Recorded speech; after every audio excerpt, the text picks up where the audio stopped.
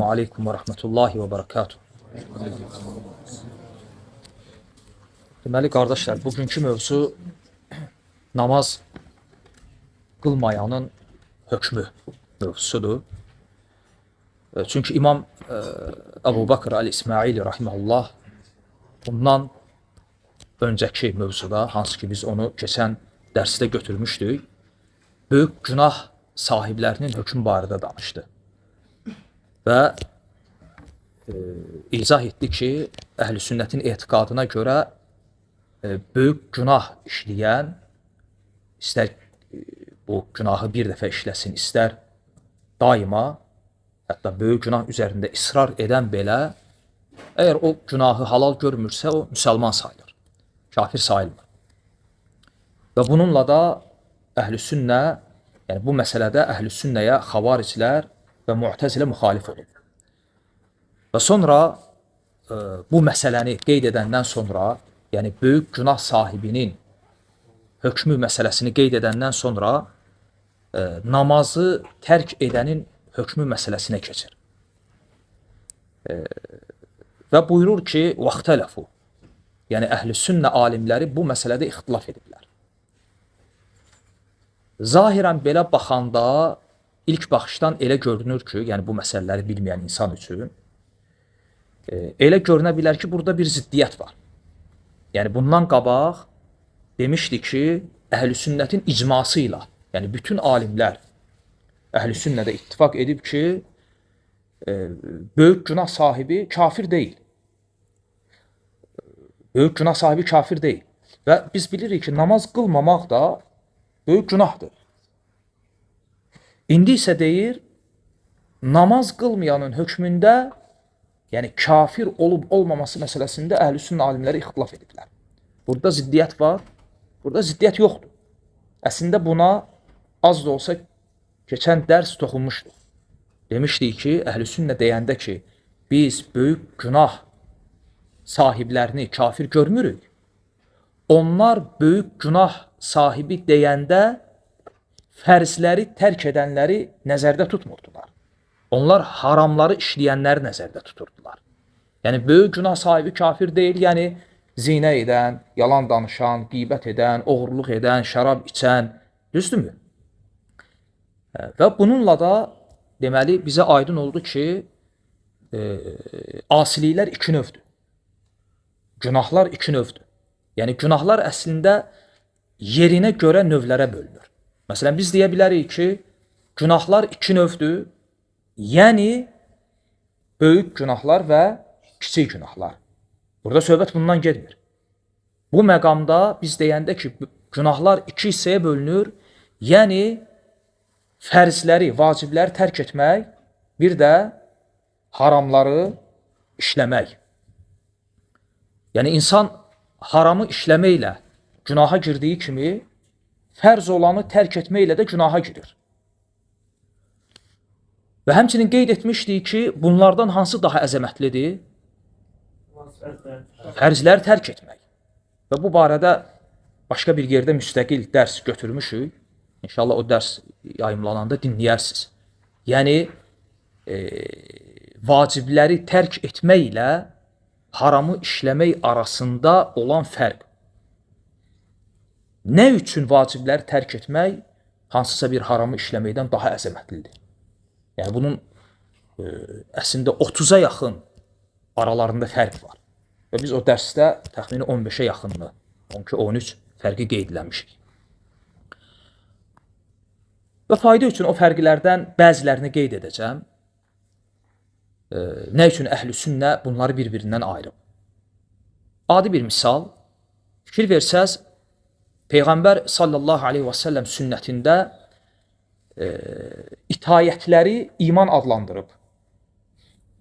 Yəni, bu vaciblər, fərzlər ki var, onları iman adlandırıb. Bu imanın şöbələri ki var, 70-dən artıq şöbəsi, onlar hansılardır? Məsələn, hədisdə qeyd edilən La ilahə illallah sözü, həmçinin yolda əziyyət verən bir şeyi yoldan kənarlaşdırmaq, həmçinin həya, düzdürmü? Namaz qılmaq, oruç tutmaq, zəkat vermək, həc, ümrə, qurban kəsmək və s. bunlar hamısı nədir? İmanın şöbələridir. Bunlar imandır. Yəni Allah və Rasulü bunları nə adlandırıb? İman. Fikir verdiniz, bunların hamısı itayətlərdir, ibadətlər deyə yox. Bunlar hamısı Allahın fərz, vacib etdikləridir. Yəni Allah və Rasulunun iman adlandırdığı bu imanın şöbələri ki var, bunların içərisində haramdan çəkinməyi gördünüz? Görmədiniz. Yəni Allah Rasulü aleyhissalatu vesselam deməyib ki, məsələn, şərab içməmək imanın bir şöbəsidir. Qeybət etməmək imanın bir şöbəsidir. Belə deməyib. Yəni haramdan çəkinməyi iman adlandırmayıb. Lakin fərzləri, vacibləri yerinə yetirməyi iman adlandırıb. Deməli, bu birisindən daha üstündür. Həmçinin arada olan fərqlərdən birisi mücərrəd olaraq haramı tərk etməklə insanın dindarlığı bilinmir. İnsan ola bilər ki, yaşadığı mühit, cəmiyyətə görə, ailəsində aldığı tərbiyəyə görə, məsələn, haramlardan çəkinsin. İçməsin şərab, oğurluq etməsin. Düzdürmü? Bu ola bilər. Belə təsəvvür edək ki, bir insandır, bütün haramlardan çəkinib. Belə bir insan təsəvvür edin. Yəni Allah Azza və Cəllənin haram etdiyi bütün haramlardan çəkinib. Amma Allahın əmr etdiyi vaciblərdən nə isə yerinə yetirmir. Ona deyilə bilər bu dindardır. Yox. Düzdürmü? Çünki hətta ola bilər ki, bir insan zahirən haramlardan çəkinir, yəni bildiyimiz haramlardan. Amma heç müsəlman deyil. Ola bilsin xristiyandır, amma bildiyimiz, hansı ki deyirik, böyük günahlar, o günahları işləməsin. O nəinki dindar, heç müsəlman deyil. Deməli, insanın dindarlığı nə ilə ortaya çıxır? İbadətlə. Yəni, haramdan çəkinməklə yox, hansısa fərzi, vacibi yerinə yetirməklə. Hətta bizdə də belədir. Yəni, məsələn, sənin qonşun oğurluq etmirsə, məsələn, içmir, siqaret çəkmir. Sən deyə bilirsən o dindardır. Yox. Düzdür. Amma namaz qılsa, deyirsən ki, o dindardır. Hətta oğurluq etsə belə. Yəni, imandan payı var. Düzdürmü? Deməli, əhl-i sünnə bu iki günah arasında fərq qoyub. Biri var haramları işləyib, günaha girirsən. Biri var vacibləri tərk edib, günaha girirsən. Ona görə vacibləri tərk edib, günaha girməyin asiliyi daha böyükdür. Və təsəvvür edin ki, bu ümuməndir. Yəni, bütün fərzlərə, vaciblərə nisbətdə belədir. Və bir də buna əlavə olaraq təsəvvür edin ki, bu vaciblər, bu fərzlər içərisində elə bir fərz var, o da bu dərsin mövzusu, namaz. Onu tərk etmək necə? Hansı ki, o dinin dirəyidir. Yəni, bir çadır təsəvvür edin, ortada dirək. O dirəyi oradan götürsən, nə olar? Təsəvvür edin, namazı olmayanın dini budur. Yıxılıb, çöküb. Ona görə, hətta əqidə kitablarında, məsələn, biz deyəndə ki, müsəlman. Məsələn, biz deyəndə ki, əhl-i kitab. Əhl-i kitab yəni kim? Yahudi və nəsranilər. Bir növ sinonim sözlərdir. Baxın, biz deyəndə ki, müsəlman. Müsəlman sözünün sinonimlərindən birisi nədir? Yox. Yox. Yəni, hansı ki, belə bir termin var. Yox. Termin. Yəni, biz deyirik ki, filan kəs müsəlmandır. Həmçinin filan kəs belədir. Yox, qiblə əhli. Qiblə əhli. Termin var da, düzdür. Biz deyirik ki, məsələn,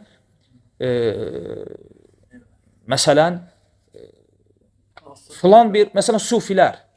Məsələn, biri hansısa bir firqənin hökmünü soruşur. Deyir ki, məsələn, bu nurçular ki var, sufilər ki var, onlar müsəlmandır ya yox? Bu sualı belə verə bilər. İndi bu sualı belə verə bilər. Deyə bilərmi ki, bu nurçular, sufilər və başqa bir firqə, onlar qiblə əhlidir ya yox? Yəni, qiblə əhli deyə yox, yəni nə demək istəyir? Demək istəyir, müsəlman deyə yox. Bunu nə üçün qeyd etdim? nə üçün deyilir qiblə əhli? Bu namazın önəminə işarə var burada. Yəni kim bizim qibləmizə yönəlirsə, kim namaz qılırsa, deməli o nədir? Müsəlman. Yəni zahirən belədir. Buna görə namazın yəni digər fərzlər içərisində xüsusi yeri var. Ona görə əhlüsünnə alimləri bu məsələdə ixtilaf ediblər ki, yəni namaz qılmayan onun imandan payı var ya yoxdur. Namaz qılmayan qiblə əhli sayılır ya yox. Namaz qılmayan müsəlman sayılır ya yox. İmam Əbu Bakr rahimehullah buyurur ki: "Vəxtələfu fi mutaammidi tərki salatil məfruza hatta yezhebe vaktuha min gayri uzr." Əhlüsünnə alimləri fərz bir namazı,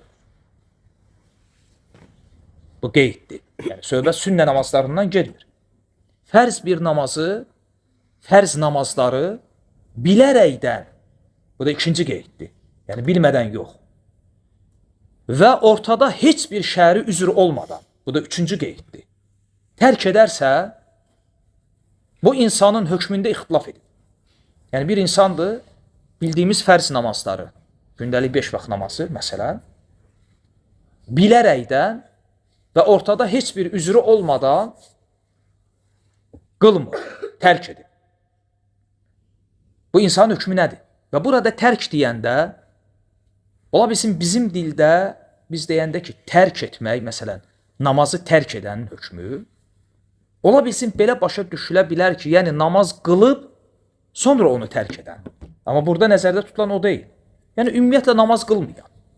Ərəb dilində deyəndə ki, tərikus salah, həm namaz qılıb, namazı tərk edən, həm də ümumiyyətlə namaz qılmayan.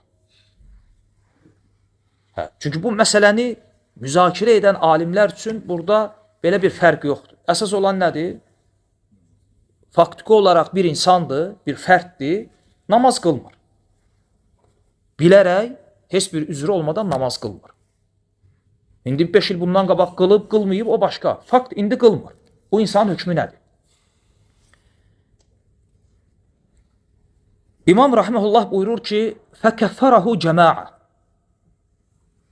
Alimlərdən bir qismi, bəzi alimlər, belə adamı kafir görürlər. Deyiblər ki, namaz qılmayan müsəlman deyil. Və təbii ki, bunu deyən alimlərin dəlilləri var. Quran və sünnədə. Allah Azze və Cəllə buyurur ki, Rum surəsində وَأَقِيمُ الصَّلَاةِ وَلَا تَكُونُوا مِنَ الْمُشْرِكِينَ Dəlil gətirdikləri ayələrdən birisi budur. Namaz qılın və müşriklərdən olmuyor. Yəni Allah Subhanahu və Teala bir növ namaz qılmağı küfürdən, şirkdən nicat tapmağa bağlayıb. Və deyiblər ki, bu ayə dəlildir ki, namaz qılmayan kafirdir. Həmçinin Yüce Allahın bu ayəsi cəhənnəm əhlindən soruşulanda ki, mə sələkəkum fi səqar sizi saqara, bu cəhənnəmin yanar oduna atan nə oldu? Onların orada bir çox cavabı olacaq. Lakin ən birinci cavabları ləm nəkum minəl musallin. Biz namaz qılanlardan deyildik. Və bu ayəni dəlil gətiriblər. Həmçinin Peyğəmbər sallallahu aleyhi və səlləm buyurur ki, hədisə fikir verin, mən tərəkə salətəl asr fəqad habita aməlu. Kim əsr namazını tərk etsə, onun əməli batil olur. Yəni bir namazı misal verir Allah Rasulü. Kim əsr namazını tərk etsə, qılmasa, bilərək, heç bir üzrü olmadan, onun əməli puç olub. Və biz bilirik ki, insanın əməlini puç edən səbəblərdən birisi nədir? Küfür. Məsələn, insan dəstəmazlıdır. Və Allah qorusun, o halda dindən dönsə, küfrə düşsə, dəstəmaz pozulur ya yox. Dəstəmaz pozulur. Ona görə alimlər qeyd edirlər ki, irtidad, yəni dindən dönmə, dindən çıxma dəstəmazı pozan şeylərdəndir, səbəblərdəndir. Yəni əməli puç edir.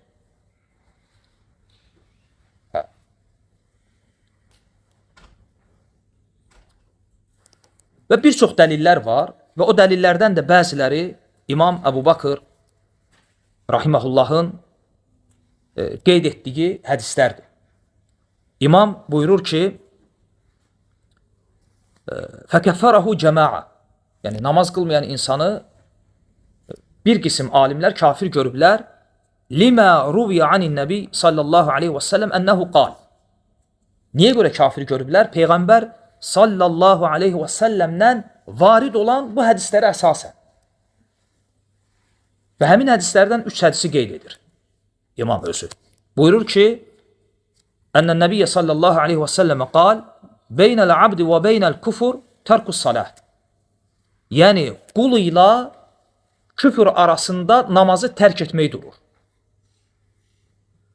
Yəni, sanki bəndə ilə küfür arasında səd namazdır. Kim onu tərk etsə, sanki o səddi qırmış olur və düşür nəyə? Küfrə. Yəni, sanki insan İslamda, dindədir və namazı tərk etmək insanın bu dindən çıxması üçün bir qapıdır. Kim tərk etsə artıq o qapını özü üçün açmış olur. Və sonra ikinci hədisi qeyd edir. Allah Resulü aleyhissalatu vesselam buyurur ki, mən tarakəs salə fəqad kəfər. Kim namazı tərk etsə, artıq küfr etmiş olur. Və üçüncü hədis, mən tarakəs salə fəqad bəriət minhu zimmətullah.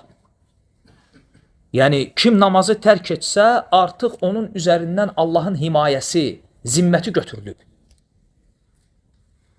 Yəni, bir növ, biz deyəndə ki, insan nə qədər böyük günah sahibi olursa olsun, iman üzərində qaldığı müddətcə o Allahın zimməti altındadır, istəyi altındadır.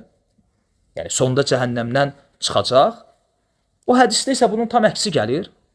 Allah Resulü buyurur ki, mən tərəkəs salə fəqad bəriət minhu zimmətullah. Kim namazı tərk etsə, artıq Allahın zimməti onun üzərindən götürülüb. Və deyiblər ki, yəni bu hədislər açıq aydın dəlildir ki, namazı tərk edən müsəlman deyil, kafirdir. Və sonra İmam rahiməhullah buyurur ki, وَتَأَوَّلَ جَمَاعَةٌ مِنْهُمْ və alimlərdən digərləri isə bu hədisləri təvil ediblər. Və imam burada artıq keçir neçənci rəyə? 2-ci rəyə. Və buyurur ki, və əhl-i sünnədən digər alimlər isə bu hədisləri təvil ediblər.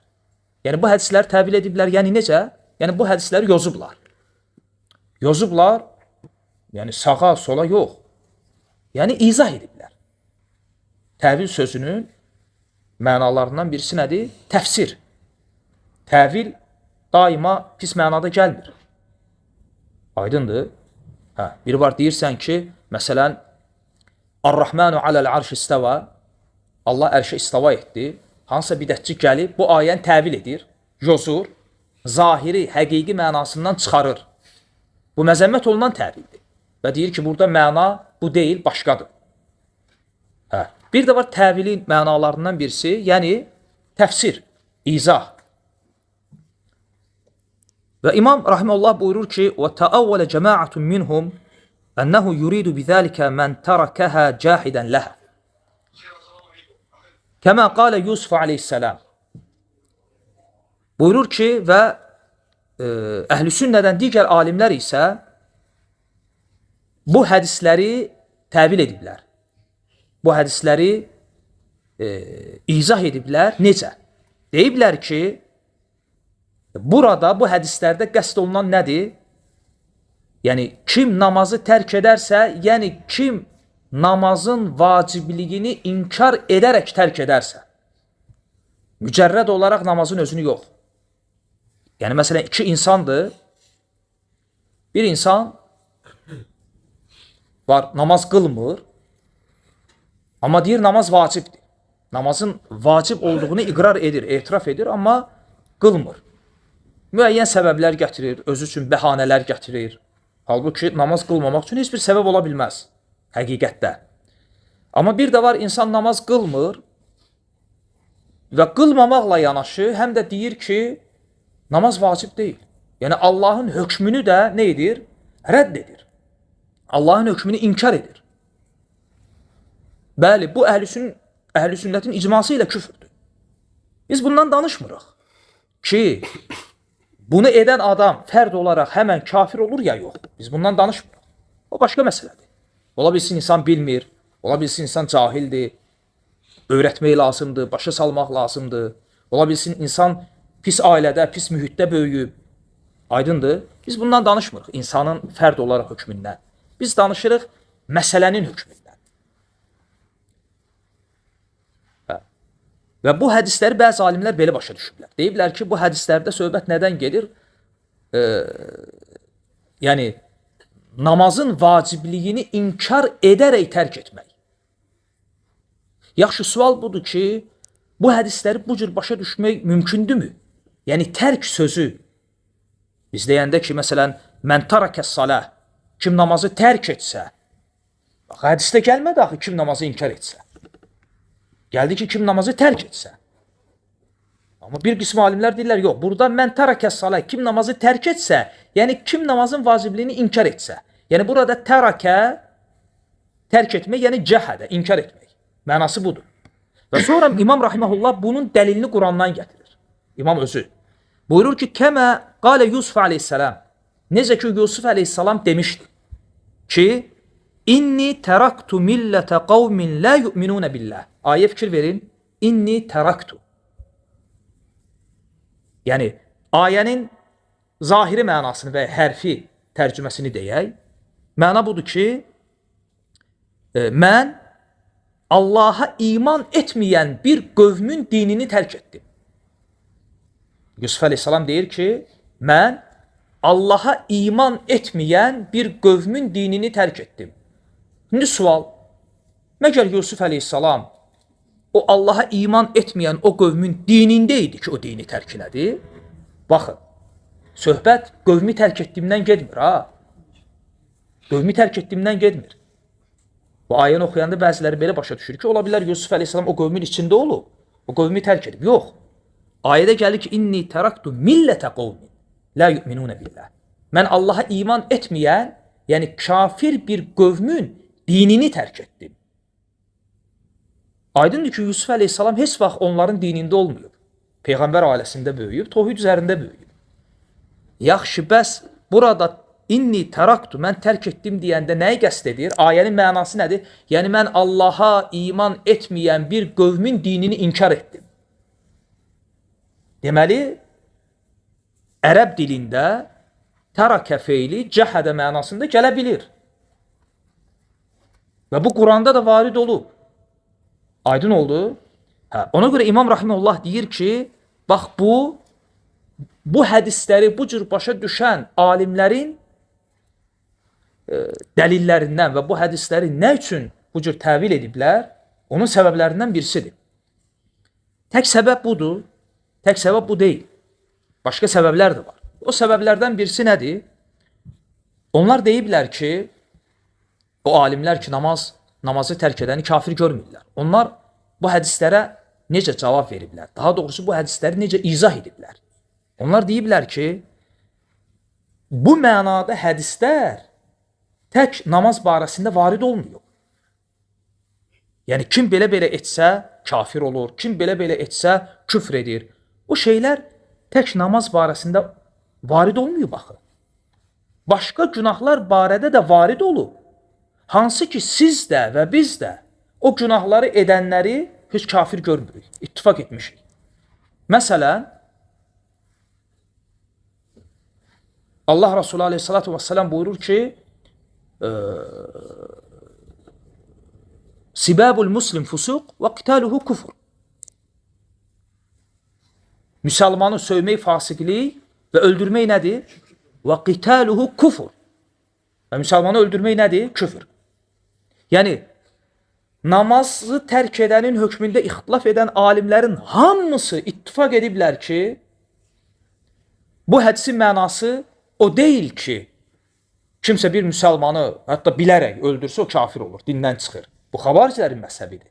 Hansı? Böyük günah sahibini kafir görmək. Yaxşı hədisdə də gəlir axı. Və qitaluhu kufr. Müsəlmanı öldürməyin hökmü nədir? Küfür. Bəs nə üçün təvil etdik? Bunu necə təvil ediblər? Deyiblər ki, bəli, bu küfürdür. Yəni, hədis öz yerindədir. Doğrudan da müsəlmanı öldürmək küfürdür. Lakin böyük küfür deyil. İnsanı dindən çıxaran küfür deyil. Kiçik küfürdür. Və ya əməli küfürdür. Necə ki, asiliklər, küfür olmayan günahlar var, böyük günahlar var, kiçik. O cümlədən də bidətlər də, şirklər də, küfürlər də belədir. Var böyük küfür, var kiçik küfür. Və qitaluhu kufr. Müsəlmanı öldürmək küfürdür, yəni kiçik küfürdür. Bunda ittifaqdır. Nəyə əsasən deyiblər kiçik küfür? Digər dəlillərə əsasən. Və bu cür hədislər çoxdur. Və deyiblər ki, namaz barədə varid olan bu hədislər də belədir. Mən tarakə salə fəqat kəfar. Kim namaz tərk etsə küfr edir? Bəli, küfr edir. Küfr edir. Deyiblər ki, biz eyni ilə Allah Resulü aleyhissalatü vesselamın dediyini deyirik. Hətta bəzi alimlər deyiblər ki, ümumiyyətlə biz bu hədisi təvil etmirik. Necə var götürürük. Bəli, namazı tərk edən küfr edib. Lakin bu kiçik küfürdür deyiblər. Digər dəlillərə əsasən. Çünki onlar deyiblər ki, bundan betərləri gəlib. Yəni, biri var deyəsən ki, küfr edib. Bir də var deyəsən kafirdir. Məsələn, وَمَنْ لَمْ يَحْكُمْ بِمَا أَنْزَلَ اللّٰهِ فَأُولَٰئِكَ هُمُ الْكَافِرُونَ. Kim Allahın nazil etdiyi qanunlarla hökm vermərsə onlar kafirlərdir. Demirə küfr etdi. Ayədir. Onlar kafirlərdir. İbn Abbasdan soruşurlar sahabədən. Deyir ki, kufrun dunə kufr. Bu insanı dindən çıxarmayan küfürdür. Yəni, böyük küfür deyil. İnsanı kafir etmir. Kiçik küfürdür. Yəni, necə olur ki, bu cür ayəni kim Allahın nazil etdiyi hökmlərlə hökm vermərsə onlar kafirlərdir. Açıq aydın kafirlər. Küfür yox ha. Kafirlər. Necə olur ki, bu cür ayəni sahabə təvil edə bilir? Yəni, izah edir ki, sıravi bir sahabə də yox. O sahabə ki, Quran təfsirində ən öndə gedən sahabələrdən idi. Peyğəmbər sallallahu aleyhi və səlləm dua etmişdi ki, Allahım ona təvili, Quranın təvilini, yəni Quranın düzgün izahını, təfsirini öyrət. İbn Abbas'a. Bu sahabə deyir ki, bu ayədə qeyd edilən küfür Allahı, mələkləri, rasulları, kitabları, ahirəti inkar növündən olan küfür deyil. Nə demək istəyir? Demək istəyir ki, insanı dindən çıxaran küfür deyil. Həmçinin burada nəyin dəlili var? Burada onun dəlili var ki, deməli sahabələrin də etiqadında küfür neçə hissəyə bölünürdü? 2 hissəyə. İbn Abbasın sözünə fikir verin. Deyir ki, buradakı küfür Allahı, rasulları, ahirəti inkar növündən olan küfür deyil. Yəni demək istəyir ki, insanı dindən çıxaran küfür deyil. Ona görə deyir ki, kufrun dunə kufr. Yəni insanı kafir etməyən küfür. Və bu alimlər də namaz barədə varid olan bu hədislərə də bu cür yanaşıblar. Və burada həmçinin böyük vaid var. Bu sadə hədislər deyil. Biz bildik, tutaq ki, bəzi alimlər belə deyib, bəzi alimlər belə, lakin burada böyük şiddət var. Böyük təhdid var. Həmçinin burada dəlil var ki, hətta o alimlər ki deyiblər, namaz qılmayan kafir deyil. Onlar etiraf ediblər ki, namazı tərk etmək küfrə qapıdır. İnsan ehtiyatlı olmalıdır. Məsələn, bayaqları zikr etdiyim hədis dərsin əvvəlində, kim əsr namazını tərk etsə, əsr namazını, bir namazı, onun əməli batil olur. Hətta bu hədisdə alimlər ixtilaf ediblər ki, burada əməlin batil olması, bəzi alimlər deyiblər ki, yəni o günün əməli. Bəzilər deyiblər ki, yəni ondan sonra əsr tövbə edib qılsa batildir. Və başqa ləfzdə gəlib ki, kim əsr namazını bilərək, mütəammidən, bilərək tərk etsə, elə bil ki, bütün malını və bütün əhlini itirib. Bir insan təsəvvür edin, bütün əhlini, qohum əqrabasını, varını, yoxunu itirib. O insan halı nədir? Əsr namazını, bir əsr namazını tərk edən hökmü budur. Allah qorusun. Ona görə İbn Hibban, rahiməhullah, hədis imamlarından, o da namaz qılmayanı kafir görmür. Lakin bu hədisi, yəni kim namazı tərk edərsə kafir olar və ya küfr etmiş olar hədislərini məhz bu cür izah edir. Çox gözəl izahdır. İbn Hibban, rahiməhullah, deyir ki, ərəb dilində deyir, bu var. Ərəb dilində bu qayda var ki, yəni məsələn, gələcəkdə bir şey baş verəcək və ya ehtimaldır ki, bu yol ora aparır. Hə? Lakin hələm aparıb çıxarmayıb. Yolun qutaracağı deyil, hələm yolun başlanğıcındadır. Sən onu bu cür vəsifləndirə bilərsən. Yəni, o insan bu yolun sonunda hansı hala gələcəksə, elə yolun əvvəlində ikən o vəsfi ona verə bilərsən. İbn Hibban rahimehullah deyir ki, ərəb dilində bu cür işlənir. Və buna misal olaraq hansı hədisi dəlil gətirir? Peyğəmbər sallallahu aleyhi və səlləm buyurur ki, Əl-mira'u fil-Qur'an küfür. Qur'an barədə mübahisə etmək küfürdür. İndi sual, Qur'an ayələri vardır. Məsələn, hansısa bir ayə insan başa düşmür, ola bilsin, hansısa bir ayə üzərində başqa bir müsəlmanla mübahisə edə bilər, edə bilməz. İndi sual, dindən çıxdı yəni, dindən çıxmadı. Lakin Allah Rasulü buyurur ki, Qur'an barədə cədəl etmək küfürdür. Yəni küfrə qapıdır. İbn Hibban bu hədisi nə üçün gətirir? Yəni deyir ki, ərəb dilində bu mümkündür. Bu küfrə qapıdır. Yəni insan bugün bir ayə barədə cədəl edəcək. Sabah o bir ayə, 5, 10, artıq ayələr barədə şübhə gələcək. Və bir gün gələcək ki, o ayələr nə edəcək? İnkar edəcək. Və bu da küfrün özüdür. Və deyib ki, kim namazı tərk etsə kafir olur, hədislər də bu qəbildəndir. Yəni insan bir namazı tərk edir və hansısa namazın vaxtına səhlənkar yanaşır. Bu səhlənkarlıq ona səbəb olur ki, bir gün insan fərz namazlarından hansınısa bilərək tərk edir. Sonra bu ona vərdişkar olur. Görürsən ki, artıq bütün namazları tərk elədi. Qılmadı. Və sonra biraz da vaxt keçir, nə edir? Artıq deyir ki, namaz boş şeydir. Namaz vacib deyil. Namazın vacibliyini inkar edir. Bu da nədir? Küfrün özü. İnsan bununla dindən çıxır. İbn Hibban rahimehullah deyir ki, bu hədislərin mənası budur. Yəni, namazı tərk etmək, Allah qorusun, insanın dindən çıxmasına səbəb olacaq qapılardan birisidir. Lakin mücərrəd olaraq, məsələn, bir namazı və ümumiyyətlə namaz qılmayan, məhz namaz qılmadığına görə dindən çıxırmı? Bu artıq dediyim kimi, yəni başqa bir mövzudur. Bəs nə üçün bu namaz qılmayanı müsəlman görən alimlər nə üçün bu hədisləri bu cür başa düşüblər? Digər hədislərə əsasən. Çünki onlar deyiblər ki, Peyğəmbər sallallahu aleyhi və səlləm başqa hədislərdə buyurur ki, mən qalə la ilahə illallah dəxaləl cənnə. Kim la ilahə illallah desə, daxil olar cənnətə. Bu və bu qəbildən olan hədislərə əsasən. Və burada da namaz qeyd olunmur. O alimlər ki, namazı tərk edəni kafir görüblər, onlar nə deyiblər bu hədislər barədə? Onlar deyiblər ki, kim la ilahə illallah desə, daxil olar cənnətə, yəni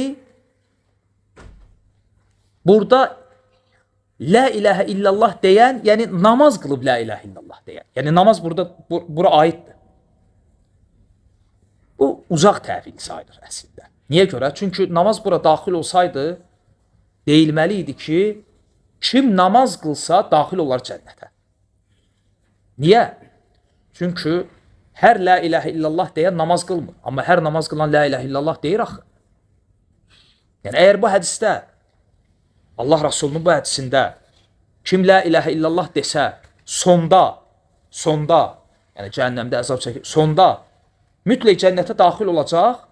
Əgər burada namaz qılanlardan söhbət gedirsə,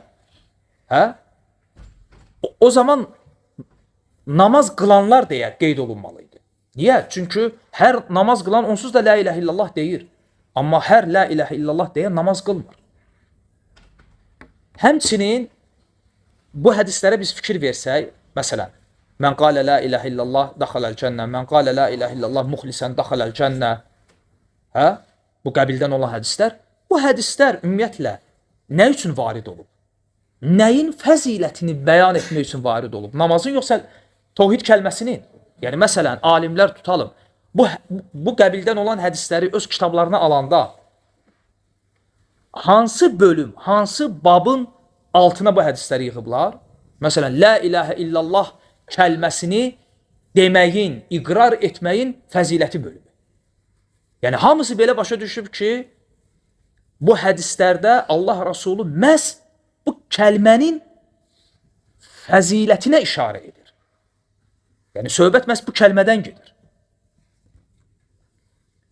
Və bəzi alimlər isə deyiblər ki, o alimlər ki, namaz qılmayanı müsəlman görmürlər, onlar bu hədisləri belə yazıblar ki, yəni, kim la ilahə illallah desə daxil olar cənnətə, yəni, bu o kəslərə aiddir ki, məsələn, bir insandır, bütün həyatı boyunca dinsiz, imansız olub, ibadətsiz, ümumiyyətlə başqa bir dində olub, məsələn, və sonra gəlib İslama gəlib, yəni, la ilahə illallah, Muhammedur Rasulullah deyib İslama gəlib, lakin əməl edə bilmədən dünyadan köçüb.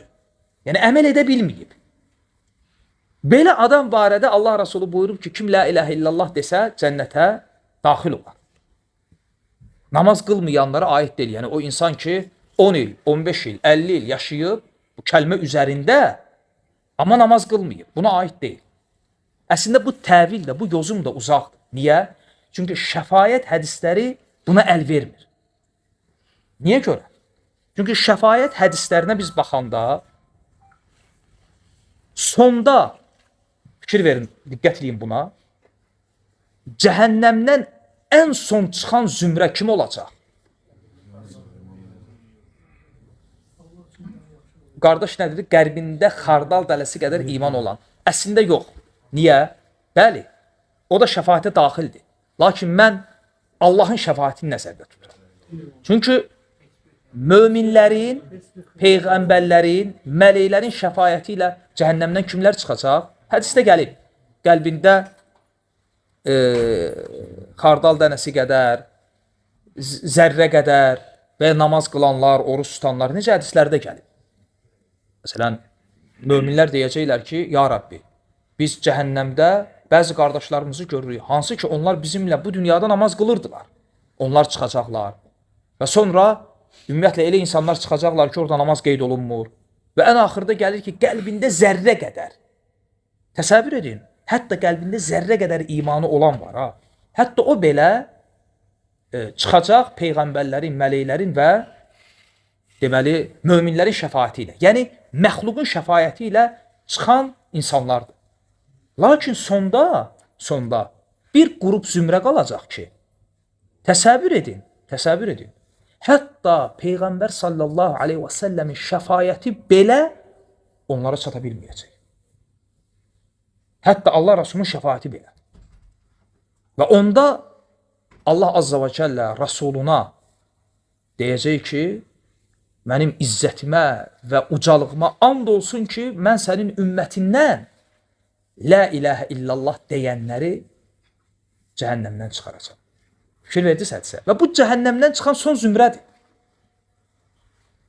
Baxın, əgər bu insanlar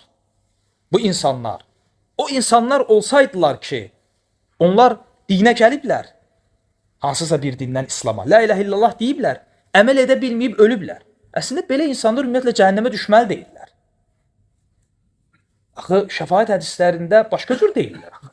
Deyilir ki, onlar ümumiyyətlə cəhənnəmdən ən son çıxan zümrədir. Aydın oldu yəni. Yəni məsələn o insan ki gəlib İslama, la ilahe illallah deyib girib dinə, əməl edə bilmədən ölüb. Belə insan əslində hesabsız cənnətə girənlərdəndir. Amma şəfaət hədisində la ilahe illallah kəlməsi ilə cəhənnəmdən çıxan insanlar ki var, son zümrə, onlar təsəvvür edin cəhənnəmdə Allah bilir. Bir həyat boyu. Hətta cəhənnəmdən çıxanda boyunlarında olacaq ki, bunlar Rəhmanın azadlı qullarıdır. Və hədisdə gəlir ki, cəhənnəmin odunda yanıb kül olmuş insanlardır. Allah qorusun. Cəhənnəm qapısında, cəhənnəm çayının, cənnət çayının kənarında ot bitən kimi cüzərəcəklər. Yəni, sanki Allah Azze ve Celle onları yenidən xəlq edəcək. Necə ki, ayədə gəlib, nə ölü kimi bir ölü, nə də diri kimi bir diri olacaq. Və həmçinin Peyğəmbər sallallahu aleyhi və səlləm buyurur ki, kim la ilahe illallah desə, bu hədisə fikir verin, bir gün gələr bu kəlmə ona fayda verər. Bir gün gələr, nəfəathu yevmə min dəhri. Bir gün gələr, mütləq bu kəlmə ona fayda verər. Və həmçinin, hətta bəzi hədislər var, o hədisləri oxuyanda açıq aydın görürsən ki, bura namaz qılanlar daxil deyil, yəni. Burada söhbət başqa söhbətdir. Məsələn, Allah Rasulü sahabəyə deyir ki, mənim ümmətimdən la ilahe illallah, yəni tevhid kəlməsinin sahibləri sonda cəhənnəmdən çıxacaq, əbədi qalmayacaq. Sahabə deyəndə ki, ey Allahın Rasulü, icazə verirsənmi ki, mən bu böyük müjdəni insanlara çatdırım? Allah Rasulü deyir, yox. Buna güvənərlər və əməli tərk edərlər. Bir ləfsdə gəlir ki, Abu Zərin rəvayətində, buna güvənər və namazı tərk edərlər. Yəni, deməli, sahabələr də başa düşürdülər ki, bu müjdəyə o namaz daxil deyil. Onu başa düşürdülər. Ona görə ehtiyat edirdilər. Hətta bu qəbildən olan hədisləri, bəzi hədis alimləri, bilirsiniz hansı bölüm altında, fəsil altında zikr ediblər, elmi insanların məsləhəti naminə gizlətməyin icazəli olması bölümü. Çünki burada sahabə əslində elmi gizlədib. Lakin insanların məsləhəti naminə. Bəli, elmi gizlətmək olmaz. Ümumən. Əslində sahabə bunu mütləq gizlətməyib. Çünki gizləsəydi bu hədis bizə çata bilməzdi. Ona görə həmin sahabə bu hədisi ölüm anında rəvayət edir. Son anda rəvayət edir bu hədisi. Ki o elmi gizlədərək bu dünyadan köçməsin deyə. Aydındır. Hər bir halda, yəni bu mövzu yəni nəzəri olaraq əhl-i-sünnə alimlərin arasında ixtilaflı bir mövzu olsa da, lakin əməli olaraq, bunu biz həmişə qeyd edirik, yəni bu məsələnin bir var nəzəri yönü, bir var praktiki yönü. Aydındır. Amma bu məsələni praktikaya endirəndə görürsən ki, necə ki bunu alimlərdən İbn Qudamə rahimehullah deyir. Deyir, hər dönəmdə, hər əsrdə, hər yerdə namaz qılmayanlar olur. Alimlər namaz qılmayanın hökmündə ixtilaf etsələr də, hər əsrdə, hər dönəmdə, hər yerdə namaz qılmayan insanlar mütləq və mütləq cənazələri yuyulub öləndə, kəfənlənib, cənazə namazları qılınıb və onlar müsəlman qəbristanlığında basılır. Yəni, İslam tarixində deyir ki, hələn belə bir şey baş verməyib ki, belə bir şey baş verməyib əslən. Yəni, bir insan namaz qılmayan birisi müsəlman qəbristanlığında yox, kafirlərin qəbristanlığında bastırılsın. Belə bir şey baş verir. Aydındır. Yəni, daima bu cür insanlarla müsəlman kimi müamilə edilir. Lakin, qardaşlar, bu hətta məsələni belə qeyd etsək də, onu yaddan çıxarmamalıyıq ki, bu insanın dünyəvi hökmüdür. Aydındır. Amma axirət hökmünə gəldikdə isə artıq orada bu insan namaz qılır, qılmır, məsələ çox qəlizdir. Hətta namaz qılsa belə, məsələ yüngül deyil. Qaldı ki, qılmasa. Necə? Yəni, təsəvvür edin, Allah Azze və Cəllə buyurur ki, Mə sələqakum fi səqar. Siz cəhənnəmə nə saldı? Deyəcəklər ki, biz namaz qılanlardan deyildik. Bunu qoy kənara. Fəvailul lil musallin. Vay o namaz qılanların halına. Allah Azze və Cəllə namaz qılanlardan danışır. O namaz qılanlar ki, namazlarında nədirlər? Səhlənkardılar. Vay! Təfsirdə gəlir ki, bu, yəni iki mənası var. Həm bizim bildiyimiz, yəni vay olsun, həm də vay cəhənnəmin çuxurlarından bir çuxurun adıdır. Yəni burada vaid var. Kimə? Namaz qılmayana, yox namaz qılana. Və təsəvvür edin, Peyğəmbər sallallahu aleyhi və səlləm buyurur ki, qiyamət günü qulun hesaba çəkiləcəyi ilk sual namazı olacaq. Qul Allah Azza və Cəllənin önündə ilk soruşulacağı şey namaz olacaq.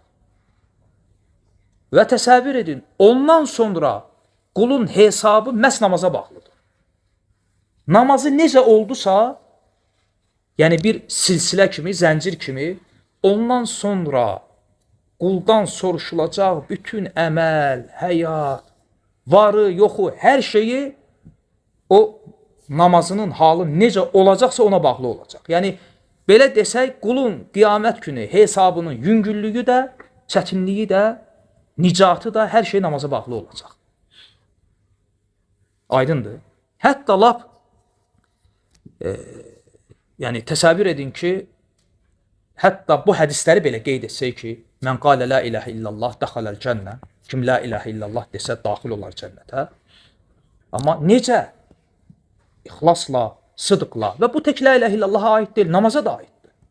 Çünki ixlas məgər la ilahə illallahda şərtdir, bütün ibadətlərdə şərtdir, o cümlədən də namazda, o cümlədən də tohid kəlməsində.